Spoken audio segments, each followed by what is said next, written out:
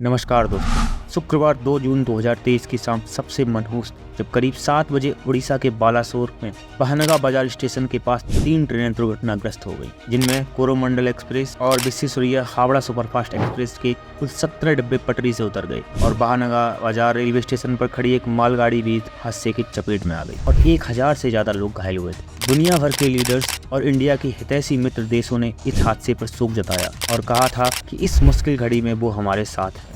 ऐसी घटनाओं के बाद एक ट्रेन पैसेंजर होने के नाते आप और हम अपनी सेफ्टी को लेकर फिक्रमंद हो ही जाते हैं, क्योंकि 1,15,000 किलोमीटर से भी ज्यादा लंबे ट्रैक्स पर 12,000 ट्रेन के साथ इंडियन रेलवे हर दिन 2 करोड़ से ज्यादा पैसेंजर हैंडल करता है। तो आखिर इंडिया में इतने ट्रेन एक्सीडेंट क्यों हो रहे हैं, इन रीजंस को एक्सप्लेन करेंगे। और उससे पहले देख लेते हैं इंडिया के मुकाबले दुनिया के बाकी देशों में ट्रेन एक्सीडेंट के कितने मामले सामने आते हैं। अगर वर्ल्ड फिगर पर नजर डालें तो यूएसए, चाइना और रशिया के बाद इंडिया साइज के लिहाज से दुनिया का चौथा लार्जेस्ट रेल ट्रांसपोर्ट नेटवर्क वाला देश है। यूएसए पर नजर डालें 2022 में 2023 में 2 डिरेलमेंट के इंसिडेंट हुए थे और कुछ मामूली कैजुअलिटी रिपोर्ट हुई थी। वहीं चाइना में इस साल एक भी ट्रेन एक्सीडेंट नहीं हुआ है और 2022 में सिर्फ 2 एक्सीडेंट रिपोर्ट हुए थे। रशिया में 20 फरवरी 2021 में ट्रांस बैकाल रेल डिरेल हो गई थी पर इंसानी जान का कोई नुकसान नहीं पहुंचा था। वहीं ये वीडियो बनाने तक भारत में साल 2023 का इस 17वां ट्रेन एक्सीडेंट था। यही वजह रही कि बालासोर में हुए ट्रेन एक्सीडेंट को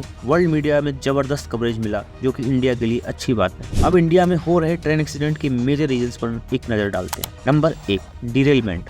जब कोई ट्रेन पटरी से उतर जाती है तो उसे डिरेलमेंट कहते हैं। इंडिया में 70% रेल एक्सीडेंट में सबसे बड़ी वजह डिरेलमेंट ही होती है। इस डिरेलमेंट के पीछे भी बैड ड्राइविंग और ओवर स्पीडिंग को रिस्पॉन्सिबल माना जाता है। कैग ने 2017 से 2021 का जो डाटा दिया था उसमें साफ साफ कहा गया था कि लगभग 70% ट्रेन हादसे डिरेलमेंट की वजह से हुए हैं। Point number 2, inspections and track related issue. Indian railway के पास 1,15,000 किलोमीटर का रेलवे नेटवर्क है। इसे मेंटेन करना एक चैलेंजिंग टास्क तो है ही, पर अगर रेल हादसों को रोकना है तो गवर्नमेंट को इस पर ध्यान देना ही होगा। मार्च 2021 में आई कैग की रिपोर्ट में कहा गया था कि inspection and train related issue में जो शॉर्टफॉल है वो 30 से लगभग 100% है। मतलब पटरियों में कहाँ क्या खामी है उस पर प्रॉपर ध्यान नहीं दिया जा रहा है। Point number 3, human error. इंसानी गलतियों के चलते भी इंडिया में ट्रेन एक्सीडेंट होते रहते हैं, क्योंकि ट्रैक इंस्पेक्शन और दूसरी चीज़ों की मॉनिटरिंग और मेंटेनेंस के लिए जिस वर्कफोर्स की जरूरत है वहाँ काफ़ी गैप है। सेफ्टी कैटेगरी में भी स्टाफ की कमी से एक्सीडेंट के चांस बने रहते हैं। ऐसा नहीं है कि इंडियन रेलवे के पास बजट नहीं है।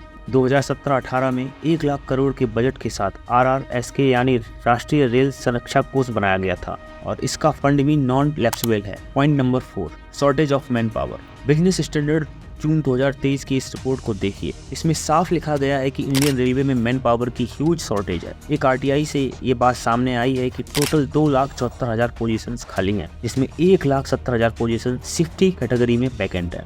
सेफ्टी कैटेगरी के स्टाफ सीधे ट्रेन ऑपरेशंस में इन्वॉल्व होते हैं, जिसमें लोको pilots, track persons, pointsman, electric worker, signal and telecom assistant, engineering technician, clerk, guard, train manager, station master और टिकट कलेक्टर जैसे प्रोफाइल होते हैं। Point number 5, sabotage. इसके चलते भी इंडिया में रेल हादसे होते रहते हैं। जैसे 2010 में हावड़ा मुंबई ज्ञानेश्वरी एक्सप्रेस झाड़ग्राम वेस्ट बंगाल में डिरेल हो गई थी। 100 लोगों की जान गई थी और 200 लोग गंभीर रूप से घायल हुए थे। इंक्वायरी के बाद पता चला था कि माइस्ट लोगों ने रेलवे ट्रैक्स के पेंड्रोल क्लिप्स निकाल दिए थे। ये तो बात हुई एक्सीडेंट्स के कारणों की। अब आइए आखिर वो कौन से स्टेप्स हैं जिनसे देश में हो रहे रेल हादसों को रोका जा सकता है। पॉइंट नंबर 1, कवच। अपने देश में अभी जो सबसे कारगर सिस्टम मौजूद है वो है कवच। ये एक ऑटोमेटिक ट्रेन प्रोडक्शन सिस्टम है। सरल भाषा में कहें तो ये signal passing at danger SPAD और ओवर स्पीडिंग अवॉइड करने में लोको पायलट्स को असिस्ट करता है। अगर कहीं ट्रैक खराब है या कोई बाधा आ जाए तो लोकोमोटिव पायलट के रिस्पॉन्स न कर पाने की सिचुएशन में ये ऑटोमेटिक ब्रेक भी लगा सकता है। इसके सक्सेसफुल ट्रायल के बाद न्यू दिल्ली हावड़ा और न्यू दिल्ली मुंबई रूट पर इम्प्लीमेंट किया जा रहा है, जो मार्च 2024 तक पूरा हो जाएगा। अगर ये सिस्टम पूरे देश में लागू हो जाए तो ट्रेन एक्सीडेंट को काफी हद तक कम किया जा सकता है। Point number 2, monitoring and inspections. इसके अलावा भी अगर इंस्पेक्शन के काम में तेजी लाई जाए तो रेल हादसों को समय रहते रोकना संभव है, क्योंकि कैग की ऑडिट एनालिसिस कहती है कि ट्रैक रिकॉर्डिंग कार्ड से रेलवे ट्रैक्स की मॉनिटरिंग में काफी शॉर्टफॉल है।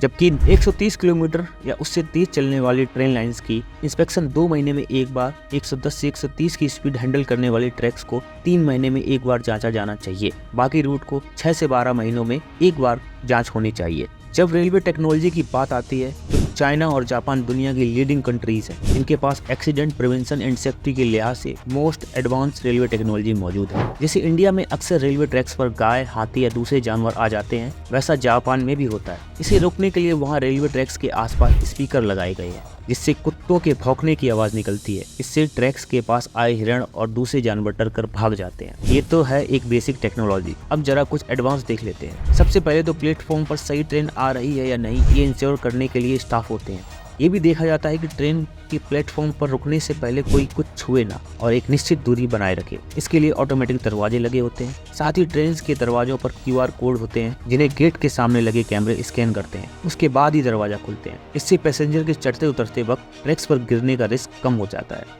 इनके अलावा गेट्स पर इमरजेंसी बटन होते हैं। इन केस कोई पैसेंजर ट्रैक्स या ट्रेन के बीच फंस गया तो बटन दबाने से ट्रेन रुक जाती है। 24 घंटे की सर्विस देने वाली जापानीज रेलवे में शिफ्ट वाइज 12-12 घंटे की ड्यूटी होती है। इससे एक स्टाफ की ड्यूटी पूरे होते ही दूसरा स्टाफ उसकी जगह ले लेता है। इसके अलावा जापान में हाई स्पीड बुलेट ट्रेन को रोकने के लिए मैगलेव टाइप डीएक्सीलेटर यूज होते हैं जो 300 किलोमीटर से भी तेज चल रही ट्रेन को बड़ी आसानी से रोक सकती है। जैसे अल्फा एक्स बुलेट ट्रेन में ये मैगलेव टाइप डीएक्सीलेटर लगे होते हैं जो ट्रेन को अर्थक्वेक जैसी इमरजेंसी सिचुएशन में स्लो कर देती है और ट्रेन समय रहते रुक जाती है। जापान से भारत के हमेशा से अच्छे रिश्ते रहे हैं। ऐसे में जापान की ऐसी एडवांस टेक्नोलॉजी को अगर इंडियन रेलवे में इम्प्लीमेंट किया जाए तो आने वाले दिनों में इंडियन ट्रेन में ट्रेवल करना और भी सेफ बन जाएगा। अगर आपको ये वीडियो अच्छी लगी है तो अपने दोस्तों के साथ शेयर करिए और चैनल को जरूर सब्सक्राइब करिए। Thank you.